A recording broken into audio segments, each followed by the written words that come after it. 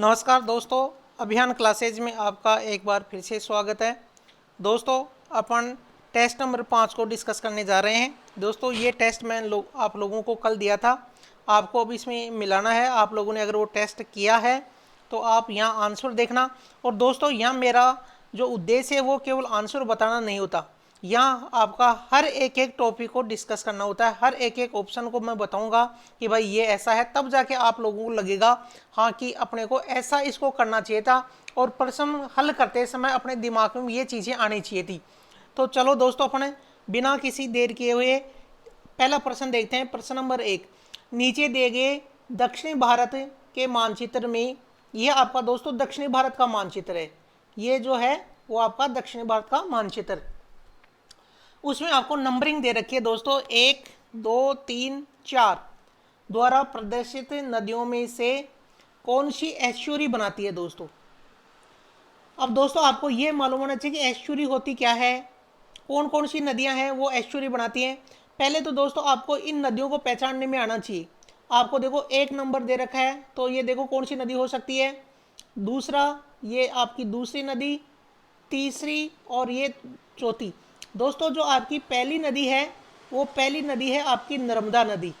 आपको ऐसा पहचानने में आना चाहिए क्योंकि मैंने पूरा आपको मैप से पढ़ाया। दूसरी नदी है दोस्तों आपकी महानदी, महानदी। और तीसरी नदी है दोस्तों आपका, देखो तीसरी नदी यहाँ महाराष्ट्र के देखो ऊपर से निकल रही है, इसलिए ये नदी कौन सी है, ये है आपकी गोदावरी नदी। पहले तो आप लोगों को कम से कम ये नदियाँ पहचानने में आनी चाहिए कि सामने कौन सी नदियाँ हो सकता है आपके रीट, पटवार, पुलिस या आरएस में। आरएस में तो हमेशा ऐसा देते ही देते हैं। और आपकी चौथी नदी है दोस्तों आपकी कावेरी नदी। चौथी नदी है आपकी कावेरी नदी। मैंने आप लोगों को पहले बताया था कि, और ये दोस्तों ये आपका क्या है, ये आपकी बंगाल की खाड़ी है। मैंने आपको, ये आपका बे ऑफ बंगाल है, बे ऑफ बंगाल है। मैंने आप लोगों को बताया था दोस्तों, बंगाल की खाड़ी में गिरने वाली नदियां एस्चुरी नहीं बनाती हैं। बंगाल की खाड़ी में गिरने वाली नदियां आपका डेल्टा का फॉर्मेशन करती हैं। तो ये तीनों नदियां तो क्या करेंगी, डेल्टा का फॉर्मेशन करेंगी, और ये एक नदी है वो आपका एस्चुरी बनाएगी। तो अपना को जो ऑप्शन नंबर ए है ये आपका आंसर सही हो जाएगा। आई होप दोस्तों आपने इतना सोच के और इतना करके यही प्रश्न, यही ऑप्शन लगाया होगा। चलो दोस्तों आगे बढ़ते हैं। प्रश्न नंबर 2,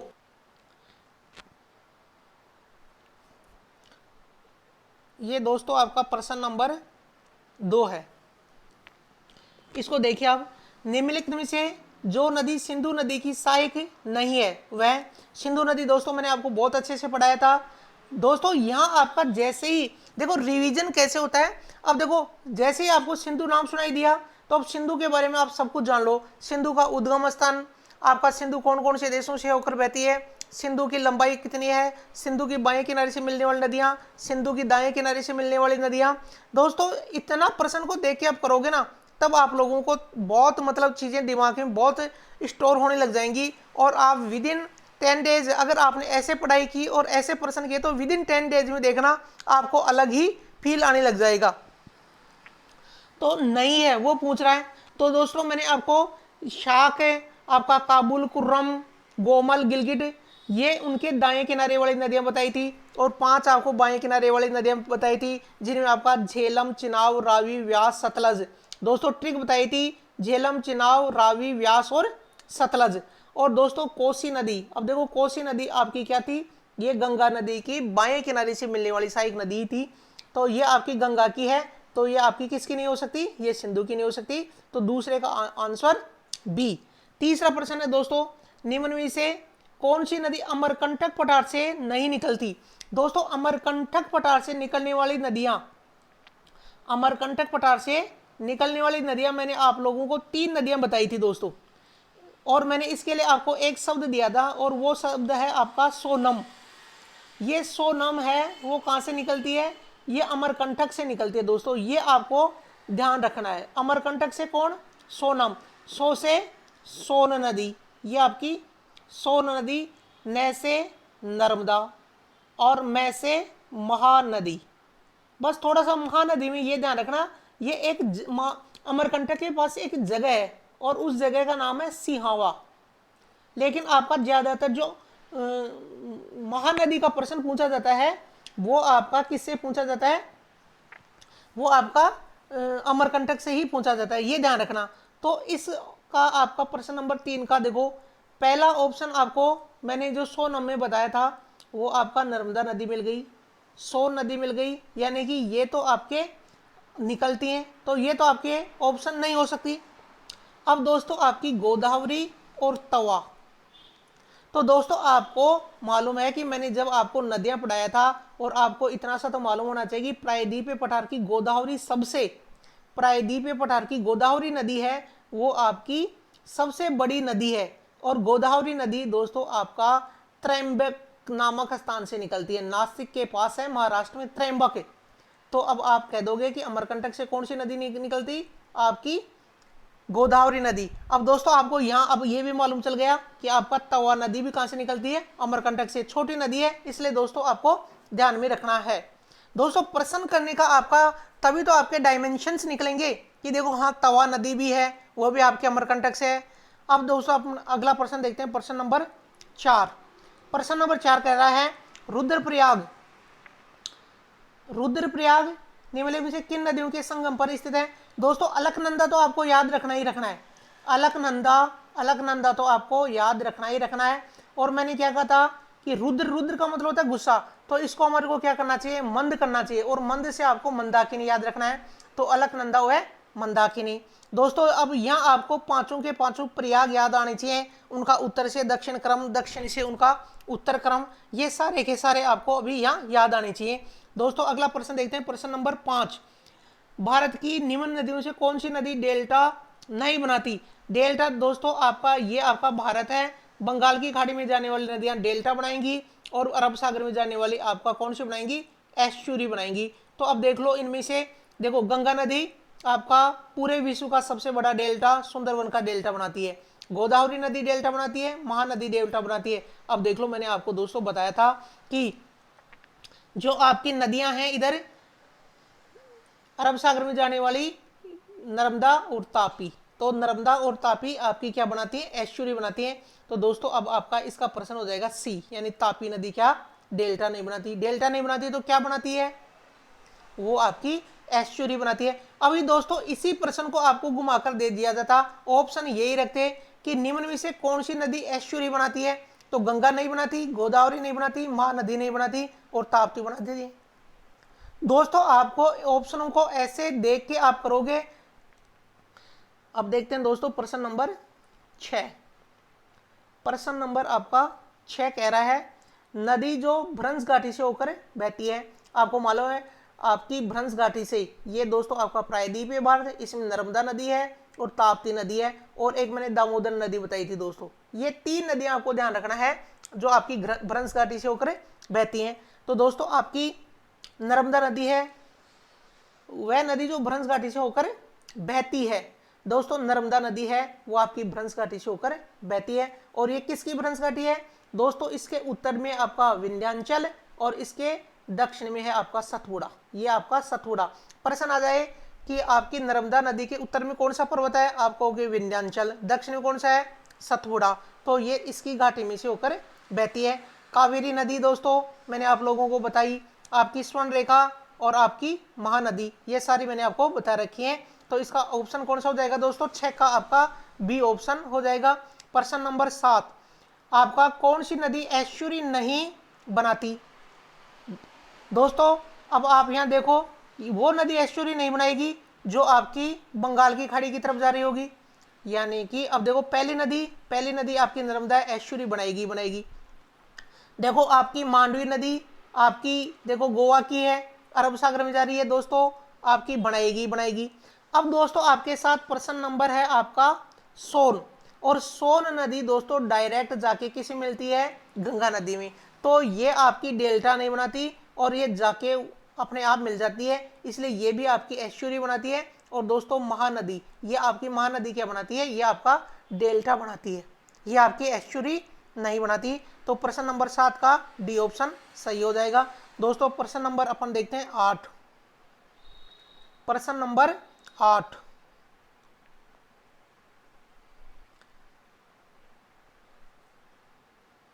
आपका प्रश्न नंबर 8 कहता है किस नदी का स्रोत मैकाल श्रेणी में नहीं है, मैकाल श्रेणी में नहीं है। दोस्तों ये देखो आप, ये आपका भारत है और इस भारत में ये विंध्याचल है और इसके दक्षिण में बह रही है नर्मदा, इसके दक्षिण में सतपुड़ा, महादेव और मैकाल, महादेव और मैकाल, और इसके दक्षिण में है आपकी, इसके दक्षिण में एक श्रेणी जिसको बोलते हैं दोस्तों अजंता श्रेणी, अजंता श्रेणी, अजंता श्रेणी। और इस अजंता श्रेणी से आपकी नदी निकलती है तापी, और मैकाल श्रेणी से, जो मैकाल श्रेणी में अमरकंटक स्थान है, वहां से दोस्तों आपकी नर्मदा भी निकलती है, सोन भी निकलती है और महानदी भी निकलती है, तीनों नदियां निकलती हैं। तो आपकी मैकाल श्रेणी से कौन सी नदी निकलती? तापी नदी नहीं निकलती। दोस्तों इसका ऑप्शन नंबर बी सही हो गया। अब देखते हैं दोस्तों प्रश्न नंबर 9। निम्नलिखित नदियों में से कौन एक यमुना की सहायक नदी नहीं है? दोस्तों ये आपकी गंगा, ये आपकी यमुना, यमुना में आपकी चंबल, सिंध, बेतवा, केन, आपकी टॉन्स और सोन नदियां। दोस्तों आपकी यमुना की सहायक नदी नहीं है, बेतवा है, केन है, चंबल है, रामगंगा, और रामगंगा नदी दोस्तों ये आपकी गंगा नदी की पश्चिम दिशा से मिलने वाली पहली नदी है, बाएं तरफ से पश्चिम दिशा से मिलने वाली पहली नदी है। दोस्तों आई होप आपको ये चीज़ें समझ में आ रही होंगी। कई बच्चों को लग रहा होगा कि आप इतनी एक्सप्लेनेशन क्यों बता रहे हो, आप सीधे सीधे आंसर क्यों नहीं बता रहे। बच्चे सीधे सीधे आंसर बताने से फिर किताब में और या मेरा पढ़ाने में कोई फर्क नहीं रहेगा। आप ये देखो कि आपको इन इतने ऑप्शनों की चीज़ें समझ में आ रही हैं या नहीं आ रही हैं। अगला प्रश्न देखते हैं दोस्तों, प्रश्न नंबर है आपका 10। क्रेटर निर्मित झील का उदाहरण है, यानी कि आपकी दोस्तों मैंने जब आपको राजस्थान की झीलें बताई थी तब भी मैंने आपको बताया था कि जो लोनार झील है वो आपकी महाराष्ट्र में है और वो एक आपकी क्रेटर झील का क्या है, उदाहरण है। तो आपको इसमें ऑप्शन नंबर 10 का ए हो जाएगा।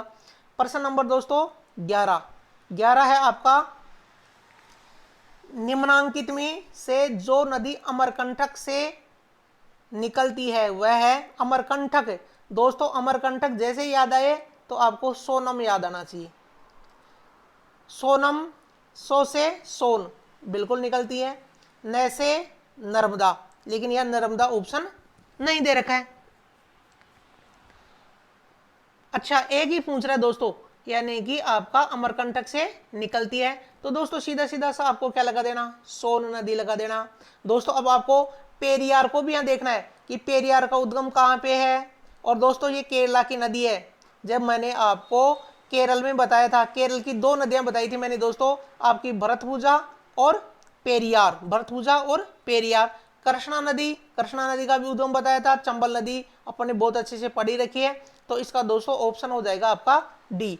देखते हैं प्रश्न नंबर आपका 12 कहता है शिप्रा नदी निम्नांकित में से किसकी सहायक नदी है? दोस्तों जो आपकी शिप्रा नदी है ये आपका एमपी में चंबल से मिलती है, तो ये आपकी किसकी सहायक नदी है?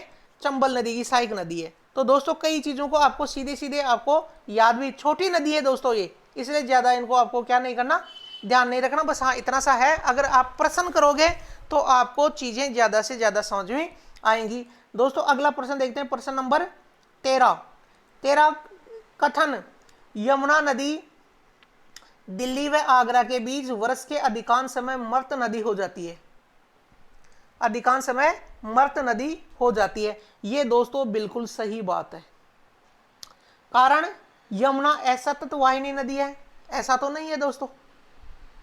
यमुना आपकी एक 12 मासी नदी है, यानी कि ये जो बात असतत वाली कह रहा है कि भाई आपकी जो यमुना नदी क्या मौसमी नदी है, नहीं, वो आपकी यमुनोत्री ग्लेशियर से निकलती है, और ग्लेशियर से निकलने वाली नदियां कभी भी आपकी असतत, या दोस्तों असतत का मतलब वही है मौसमी नदियां। तो आपका इसमें ऑप्शन ए सही हो जाएगा और आपका आर क्या हो जाएगा, गलत हो जाएगा। तो अपन देखते हैं कौन सा इसमें ऑप्शन है। इसमें ऑप्शन दोस्तों आपका सी हो जाएगा, यानी कि ए तो सही है परंतु आर क्या है, गलत है। अगला प्रश्न देखते हैं दोस्तों, हिमालय के अपवाह तंत्र में जो नदी तंत्र सम्मिलित नहीं है। दोस्तों हिमालय आपका यहाँ सिंधु नदी, ये गंगा और ये आपकी ब्रह्मपुत्र, यानी कि आपका सिंधु भी है, गंगा भी है, ब्रह्मपुत्र भी है। महानदी किसका हिस्सा है, ये दोस्तों प्रायद्वीपीय भारत का हिस्सा है, इसलिए 14 का आपका 4 डी ऑप्शन हो जाएगा। अगला प्रश्न देखते हैं, प्रश्न नंबर दोस्तों 15, और 15 कहता है कि आपका सिंधु की निम्नलिखित में से कौन सी सहायक नदी पीर पंजाल श्रेणी से निकलती है। दोस्तों आपको मालूम होना चाहिए कि जो आपका पीर पंजाल श्रेणी है ये आपका लघु हिमालय का भाग है और इससे निकलती है आपकी झेलम नदी, इससे निकलती है आपकी झेलम नदी। तो आपका 15 का क्या हो जाएगा, सी ऑप्शन राइट हो जाएगा। अगला प्रश्न देखते हैं दोस्तों अपन, प्रश्न नंबर 16। दोस्तों आपका प्रश्न नंबर 16 फिर आपका एक कथन और कारण का प्रश्न है, कथन और कारण से संबंधित प्रश्न है। दोस्तों प्रश्न आपका, गंगा नदी नौगम्य नहीं है, गंगा नदी नौगम्य यानी नाव चलाने के लिए आपका नहीं है। दोस्तों आपका गंगा नदी में आपकी क्या चलाई जाती है, नाव चलाई जाती है, यानी कि ये कथन आपका क्या हो गया, गलत हो गया। और नदी के जल आयतन में अत्यधिक घट बढ़ होती रहती है, ये बात सही है। गंगा नदी के जल में आयतन में क्या होती रहती है, वो घटता बढ़ता रहता है। तो दोस्तों आपका क्या हो जाएगा, पहला तो क्या हो जाएगा, गलत, यानी कि ये कह रहा है कि नौगम्य नहीं है, जबकि ऐसा नहीं है, इसमें आपकी क्या होती है, नाव चलती है, इसलिए आपका क्या हो जाएगा, ए गलत परंतु आर आपका क्या है, सही है। दोस्तों अगला प्रश्न देखते हैं, प्रश्न नंबर आपका 17,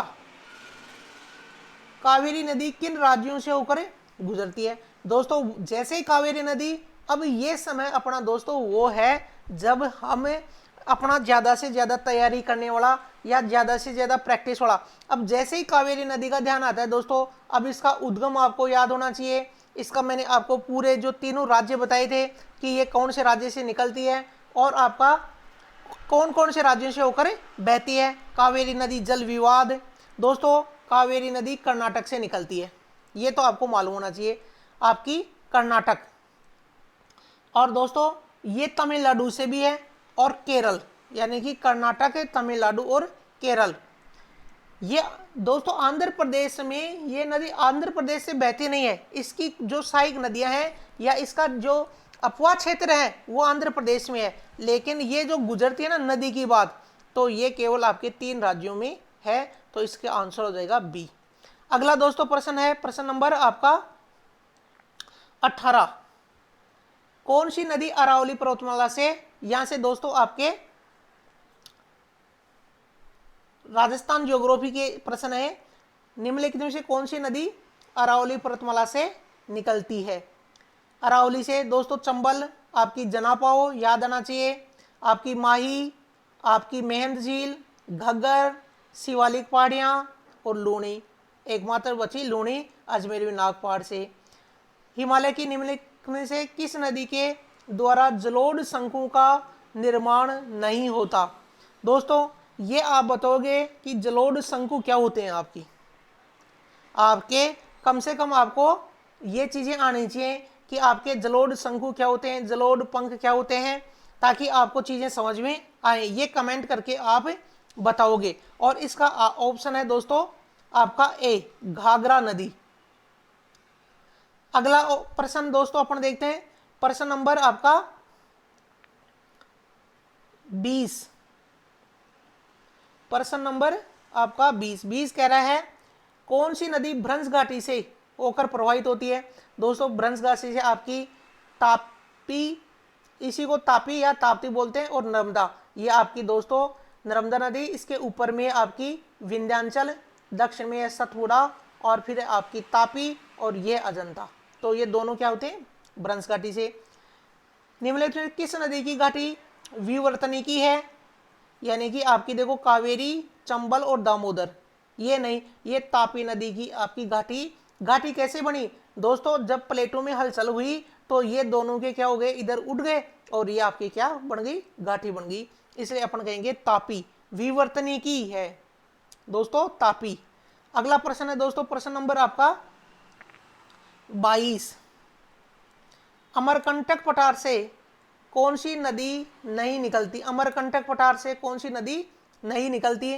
दोस्तों आपको याद रखना है, अमरकंटक मतलब अमर होना है, तो मतलब सोनम, यानी कि आपका से सोन, नर्मदा और महानदी, यानी कि सोन, नर्मदा और महानदी तीनों निकलती हैं, इसलिए आपका ऑप्शन क्या हो जाएगा, गोदावरी। प्रश्न नंबर आपका दोस्तों 23। प्रश्न नंबर 23।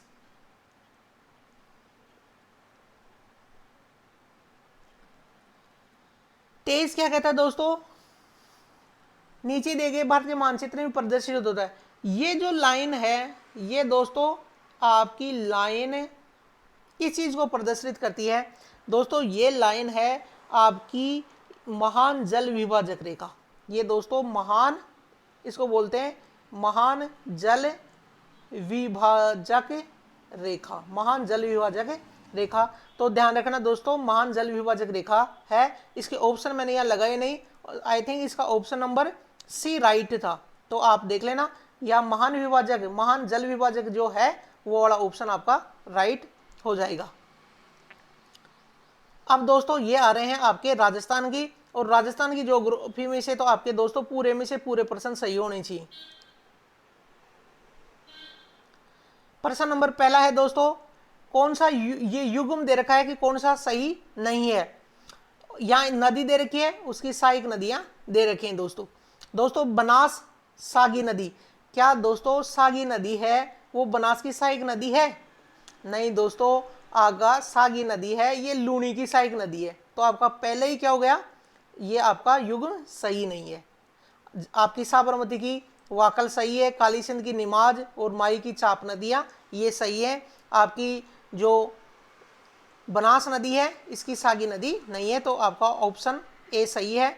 अगला प्रश्न देखते हैं दोस्तों, प्रश्न नंबर आपका राजस्थान ज्योग्राफी का दूसरे नंबर का, रुंडित कौन सी आपकी, प्रश्न दोस्तों आपका रुंडित सरिता। दोस्तों रुंडित सरिता आपकी किसको कहा जाता है, बाणगंगा को, यानी कि रुंडित सरिता उनको कहते हैं जो पहले किसी नदी में जाती थी, पहले किसी आपकी नदी में या समुद्र में जाकर गिरती थी और अब क्या हो गई, वो रूठ गई।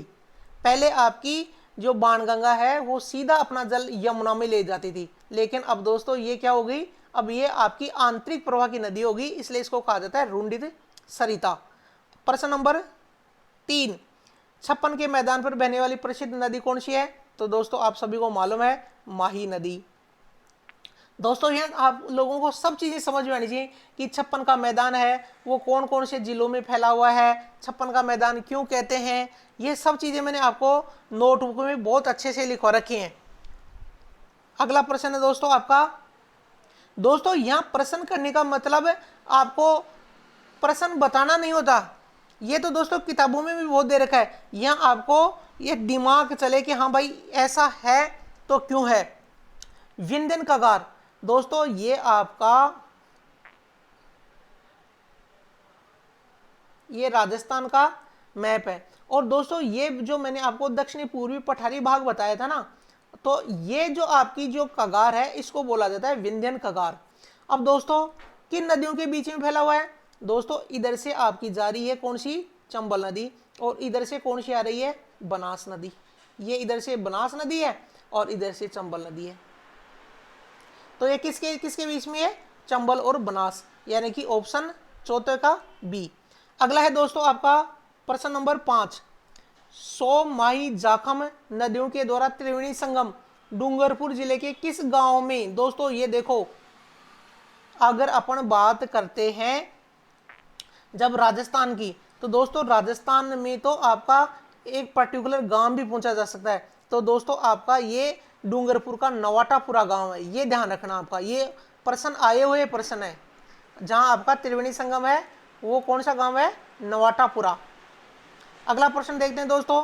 फिर देखो दोस्तों, ये आपका बेनेश्वर से संबंधित प्रश्न ही आप वापस फिर से आ गया आपका।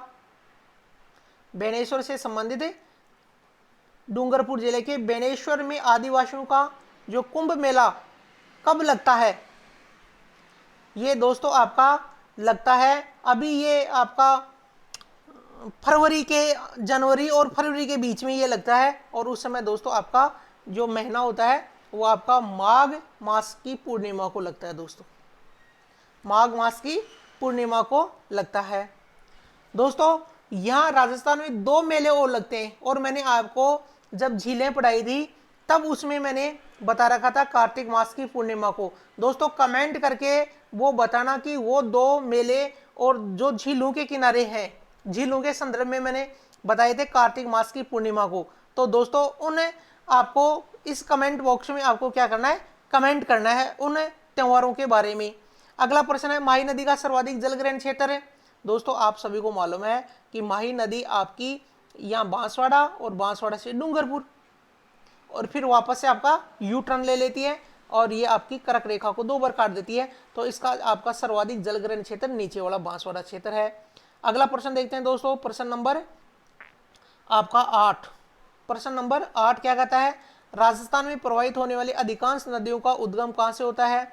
देख आपकी अरावली पर्वत श्रृंखला से, बिल्कुल सही है। विंध्याचल पर्वत श्रृंखला से, बिल्कुल सही है दोस्तों। आपकी विंध्याचल पर्वत श्रृंखला से आपकी काली सिंध आ रही है, आपकी चंबल नदी आ रही है, आपकी पार्वती नदी आ रही है, आपकी परवर नदी आ रही है। दोस्तों ये नदियाँ आपकी माही नदी है, वो भी आपकी इधर से ही है। तो आपका ऑप्शन क्या जाएगा? सी, यानी अरावली भी है और विंध्याचल भी है दोस्तों, ये ध्यान में रखना दोस्तों, दोनों है।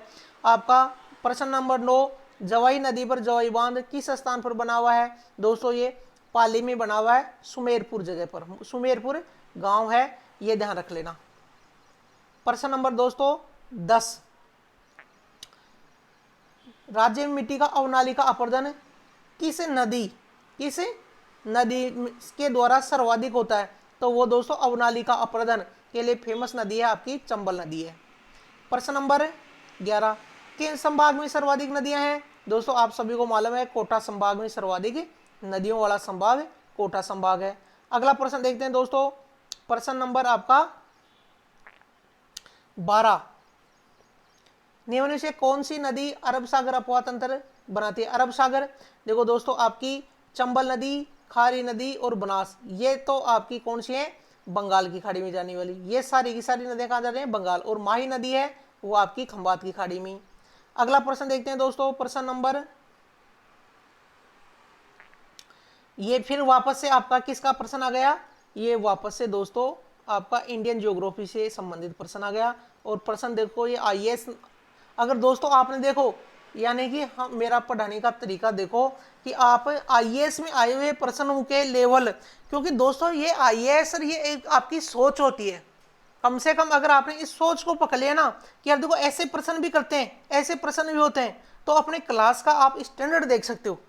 इस चीज़ से आप अपने क्लास में किस स्टैंडर्ड से पढ़ाया जाता है, अगर आप उस चीज़ को फॉलो करते हो ना, तो उस स्टैंडर्ड को देख के आप मतलब कि भाई ऐसे प्रश्न भी आप करने की संभावनाओं में आप आ गए। दोस्तों ये एक, दोस्तों ये आपकी 2, ये आपकी 3 और ये आपकी 4। अब देखो दोस्तों ये कह रहा है इन नदियों को प्रदर्शित किया गया है। पहला नदी आपकी दोस्तों आपको बिल्कुल सीधे राजस्थान से निकल रही है और आपकी ये कहाँ जा रही है? कच्छ के रण में आपको दिख रही है। तो आपको राजस्थान से निकल के कच्छ के रण में जाने वाली पहली नदी आपको लूनी नदी लग गई। तो पहले नंबर पे लूनी, तो पहले ऑप्शन में भी लूनी है, दूसरे में भी लूनी है। चंबल और साबरमती इनका कोई लेना देना ही नहीं है। तो दोस्तों आपका बी और सी और डी को तो आप पहले ही काट दो। अब जो आपको सिलेक्शन करना है वो इन 2 में से करना है। अब चलो देखते हैं 2 दोस्तों आपका आ रहा है चंबल से, देखो ये चंबल नदी से आ रहा है। तो देखो दूसरे नंबर पे चंबल और दूसरे पे चंबल। तो दोस्तों अभी तक हम ए या बी में से किसी एक को सेलेक्ट नहीं कर पाए, क्यों? क्योंकि दूसरे नंबर पे यहाँ भी चंबल है, यहाँ भी चंबल है। अब देखते हैं दोस्तों आपका तीसरे नंबर पे बेतवा या सोन। बिल्कुल दोस्तों यहाँ सोन नहीं हो सकती, क्यों? क्योंकि सोन नदी तो डायरेक्ट आपकी कहाँ जा रही थी? सोन नदी तो डायरेक्ट गंगा में जा रही थी, इसलिए ये सोन नहीं होकर क्या है, बेतवा। और उसके बाद में चौथी नदी है वो है आपकी सोन, इसलिए ऑप्शन नंबर ए इसका क्या हो जाएगा, सही हो जाएगा। अगला प्रश्न देखते हैं दोस्तों, प्रश्न नंबर है आपका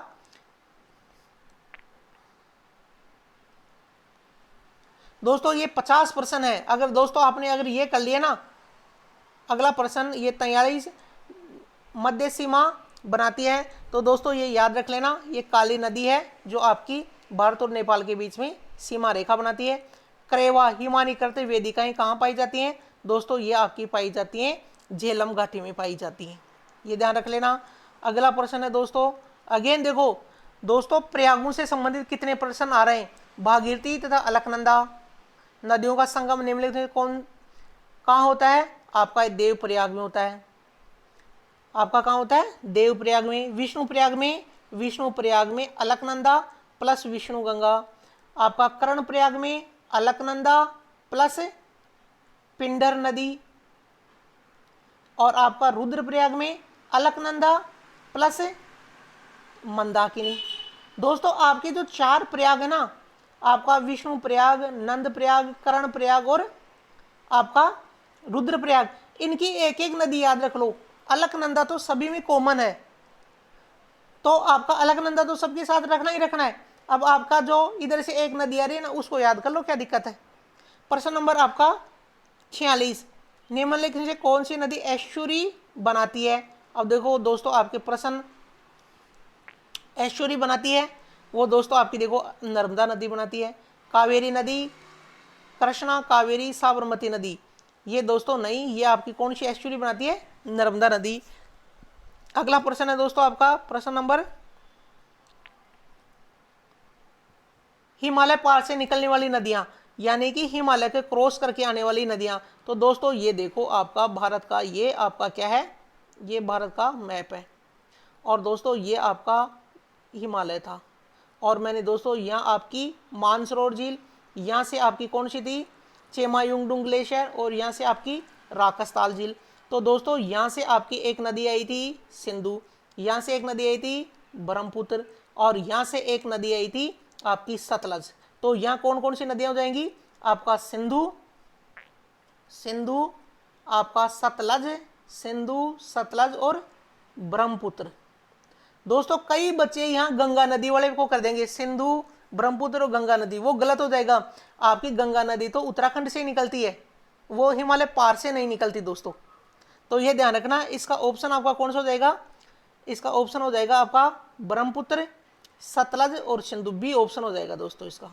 अगला है, काली तथा तीस्ता नदियों के बीच कौन सा हिमालय पड़ता है दोस्तों ये देखो आप, मैंने हिमालय का नदियों के आधार पर वर्गीकरण बताया था। आपका सिंधु से लेकर सतलज से लेकर आपका कौन सी नदी तक था, आपका सिंधु से लेकर सतलज से लेकर काली नदी से लेकर तीस्ता नदी, और तीस्ता नदी से लेकर ब्रह्मपुत्र, ये 4 भाग, 1 2 3 4, सिंधु सतलज। इसका क्या नाम था, आपका सिंधु से लेकर सतलज से लेकर आपका काली नदी, और काली नदी से लेकर तीस्ता नदी, और तीस्ता नदी से लेकर इनके दोस्तों, इसको मैंने कहा था कश्मीर हिमालय, या इसी को कहा जाता है कुमायूं हिमालय, और ये आपका कश्मीर या पंजाब हिमालय, और ये था आपका, सॉरी इसको कुमायूं हिमालय नहीं बोलते, इसको बोलते हैं कुमायूं हिमालय, और ये था आपका नेपाल हिमालय, और ये था आपका असम हिमालय। तो यहाँ पूछ क्या रहा है, काली तथा तीस्ता, काली और तीस्ता, तो इसको दोस्तों बोलते हैं नेपाल हिमालय। देखो दोस्तों ये आपके कुमायूं हिमालय, असम हिमालय, पंजाब हिमालय को ही कश्मीर हिमालय बोलते हैं, ये ध्यान रखना। कुमायूं हिमालय नहीं, कुमायूं हिमालय तो आपका सतलज से लेकर काली नदी वाला भाग है। तो इसलिए 48 का ऑप्शन नंबर आपका सी। अगला प्रश्न देखिए दोस्तों, आपकी ये राजस्थान वाले प्रश्न आ गए फिर से। खंबात की खाड़ी में जल ले जाने वाली नदी कौन सी है, तो खंबात की खाड़ी में कौन सी ले जाती है, लूनी तो आपके कच्छ का रण, घग्गर आपका ये आंतरिक प्रवाह की नदी है, आपकी पश्चिम बनास ये कच्छ की खाड़ी में जाती है, और माही नदी खंबात की खाड़ी में, तो ऑप्शन नंबर बी। अगला प्रश्न देखते हैं दोस्तों, प्रश्न नंबर राजस्थान ज्योग्राफी का 14वां। राजस्थान में सबसे बड़ा जल ग्रहण क्षेत्र निम्नलिखित में से किस नदी का है? दोस्तों जल ग्रहण क्षेत्र वो आपका बनास नदी का, चंबल नदी का मत कर देना दोस्तों। आपका जल ग्रहण क्षेत्र किसका है? बनास नदी का। अगला प्रश्न है दोस्तों आपका, बारां जिले के शेरगढ़ अभ्यारण्य में कौन सी नदी बहती है? यानी कि बारां, अब ध्यान रखना, शेरगढ़ अभ्यारण्य कौन से जिले में है? वो आपके बारां जिले में। कौन सी नदी बहती है दोस्तों? उसमें आपकी परवन नदी बहती है। चंबल नदी तो वहां बारां में जाती ही नहीं, आपका काली सिंध भी नहीं जाती है, हाँ पार्वती नदी जाती है, लेकिन आपकी बहती कौन सी है? परवन नदी। ओरई व ब्राह्मणी नदियों का उद्गम किस अभ्यारण्य से होता है? दोस्तों प्रश्न ऐसे आते हैं। अब दोस्तों मैंने आपको पिछले वीडियो में बताया भी था, यानी कि देखो ब्राह्मणी नदी देखो यहाँ भी आ रही है, ये राजस्थान के संदर्भ में भी आ रही है, और जब मैंने आपको बंगाल की खाड़ी की नदियां बताया था तब दामोदर, आपकी स्वर्णरेखा, वैतरणी और ब्राह्मणी, आपकी जो ब्राह्मणी नदी थी छोटा नागपुर का पठार में जो रांची का पठार था उससे निकली थी, और ये अपने राजस्थान की ब्राह्मणी नदी है। और इस राजस्थान की ब्राह्मणी नदी को दोस्तों मैंने आपको बताया था। दोस्तों इसमें एक बात और याद रखना, ये जो आपकी ब्राह्मणी नदी है ना, ये आपकी देखो, ये दोस्तों ये वाला आपका क्या है? ये आपका राजस्थान का मैप है। अब दोस्तों यहाँ जो चित्तौड़गढ़ है ना, ये बेंगू तहसील से निकल के आती है और ये वापस चित्तौड़गढ़ वाले पोर्शन में आकर के चंबल नदी से मिल जाती है। अब दोस्तों इससे एक प्रश्न और बनता है, ये पहले राजस्थान से निकली, फिर मध्य प्रदेश में गई और फिर राजस्थान में प्रवेश करती है, तो इसका आपका चित्तौड़गढ़ में बेंगू वाला जो क्षेत्र है वहां से निकलती है। अब देखो ये जो बस्सी अभ्यारण्य है ना, बस्सी अभ्यारण्य कहाँ पर पड़ता है? ये चित्तौड़गढ़ में पड़ता है। तो दोस्तों आपको अगर देखो सीता माता अभ्यारण्य ये प्रतापगढ़ में है, रामगढ़ विषधारी अभ्यारण्य ये आपका कहाँ है? बूंदी में है। शेरगढ़ अभ्यारण्य ये आपका बारां में है। तो आपका ब्राह्मणी नदी का बारां से कोई लेना देना नहीं। तो अब औरई नदी भी आपका देखो कहाँ हो जाएगा? इसका आपका बस्सी में हो जाएगा। आपका प्रश्न नंबर, अर्जुन की गंगा किस नदी को कहा जाता है? अर्जुन की गंगा बाणगंगा नदी को कहा जाता है।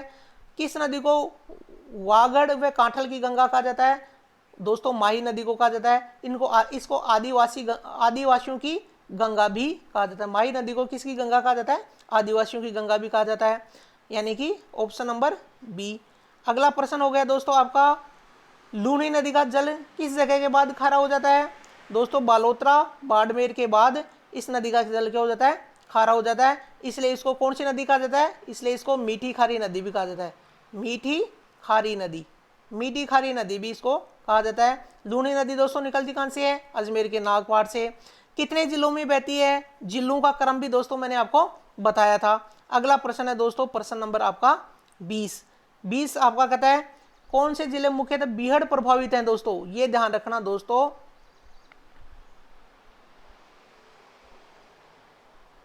ये राजस्थान का अगर आप मैप देखना चाहो तो इधर से आपकी चंबल नदी जाती है, और चंबल जिन जिन आपके राज्यों जिलों से होकर जाती है वो आपके बीहड़ प्रभावित क्षेत्र है। दोस्तों आपका भीलवाड़ा का कोई काम नहीं है, यानी डी ऑप्शन वैसे चला गया। अब देखो कोटा, सवाई माधोपुर और धौलपुर, इनको अभी देखते हैं। अजमेर में बीहड़ नहीं है दोस्तों। भीलवाड़ा ये आपका वैसे ऑप्शन काउंट कर दो। बांसवाड़ा नहीं। ऑप्शन नंबर आपका देखो कोटा दे रखा है, आपका सवाई माधोपुर, धौलपुर ये क्षेत्रों में आपके बीहड़ पाए जाते हैं। दोस्तों ये आपका टेस्ट पूरा हो गया। आई होप दोस्तों आपने मतलब अच्छे से दिया होगा, और इस 50 प्रश्नों में आपके अच्छे प्रश्न या अच्छे जो क्वेश्चन सही हुए होंगे। दोस्तों आपको अगर इसमें क्या कमी लगी, आप इसमें क्या सुधार चाहते हो, और आपके कितने प्रश्न सही हुए हैं, कितने गलत हुए हैं, आप दोस्तों इसी वीडियो के कमेंट बॉक्स में जाके कमेंट करके ज़रूर बताओगे। और दोस्तों अगर आपके इनमें सही नहीं हो रहे तो दोस्तों मैं इसी वीडियो के डिस्क्रिप्शन बॉक्स में मेरे सभी वीडियो जो आपके 5 वीडियो नदियों के हैं वो लिंक दे रहा हूं, और इससे पहले आपके जो 4 टेस्ट हो चुके, टेस्ट नंबर 1, 2, 3 और 4, उन टेस्ट का लिंक भी दे रहा हूं। दोस्तों उन प्रश्नों को जाके हल कीजिए। और दोस्तों अगर वीडियो आपको अच्छा लगा है इसको लाइक करना, और आप अपने दोस्तों के साथ इसको शेयर भी करना, और चैनल को सब्सक्राइब करना। थैंक यू दोस्तों, मिलते हैं अगले वीडियो में, तब तक के लिए जय हिंद जय भारत।